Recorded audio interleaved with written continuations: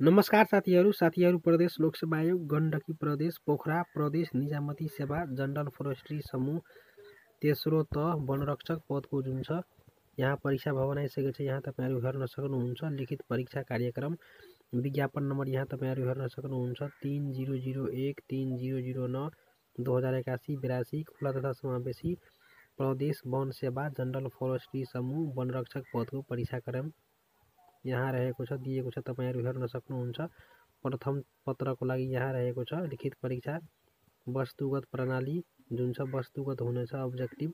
परीक्षा मिति र समय मिति 2081 साल 12 महिना 9 गते शनिबार बिहान 8 बजे रहेको छ। अवधि 50 मिनेट जुन छ हुनेछ। यहाँ तपाईहरु जुन छ यसको परीक्षा भवन हेर्न सक्नुहुन्छ। यहाँ दिएको छ तल तपाईहरु आफ्नो रोल नम्बर प्रवेश पत्रमा हेरेर यसमा आफ्नो जुन छ सेन्टर मिलाउनु होला। तपाईको सेन्टर कुनमा पर्छ। यसरी तल स्क्रोल डाउन गरेर तपाईहरु हेर्न सक्नुहुन्छ। सबैको यहाँ दिएको छ। यहाँ तपाईहरु हेर्न सक्नुहुन्छ। सबभन्दा लास्टमा यहाँ दिएको छ 11,481 देखि 11,680 सम्म।